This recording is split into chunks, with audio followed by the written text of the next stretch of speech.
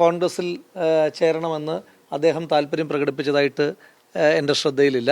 കോൺഗ്രസ് നേതൃത്വം അദ്ദേഹത്തോട് സംസാരിച്ചതായിട്ട് എൻ്റെ ശ്രദ്ധയിലില്ല. ഒരു വേദിയിൽ, പൊതുവായ വേദിയിൽ വന്നു.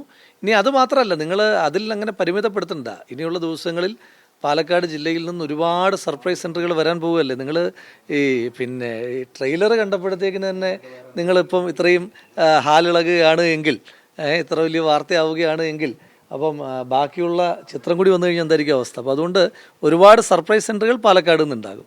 ഒരുപാട് ആളുകളുടെ വരവുണ്ടാകാൻ പോകുന്നു. കാരണം CPM-നകത്ത് പാലക്കാട് ജില്ലയിൽ വലിയ തോതിൽ ഇപ്പം നമ്മൾ ഈ ലാവയൊക്കെ പൊട്ടി ഒഴുകുന്നതിന് മുമ്പുണ്ടാകുന്ന ചില അസ്വസ്ഥതകളുണ്ടല്ലോ.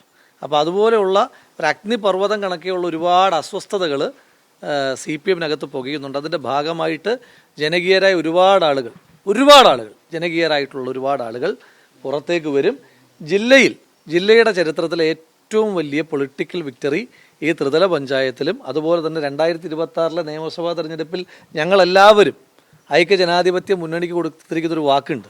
പാലക്കാടിൻ്റെ ചരിത്രത്തിലെ ഏറ്റവും വലിയ നമ്പർ സീറ്റുകളുമായിട്ട് ഞങ്ങൾ തിരുവനന്തപുരത്തേക്ക് എത്തുമെന്ന് പറയുന്ന പാലക്കാട് ജില്ലയുടേത് ജില്ലാ കോൺഗ്രസ് കമ്മിറ്റി പ്രസിഡന്റും, ജില്ലയിൽ നിന്നുള്ള MP-യും, ജില്ലയിൽ നിന്നുള്ള MLA നിലയിൽ ഞാനടക്കമുള്ള ജില്ലയിലെ മുഴുവൻ നേതാക്കന്മാരും പ്രവർത്തകരും സംസ്ഥാന UDF നേതൃത്വത്തിന് കൊടുത്തിരിക്കുന്ന വാക്കാണ്.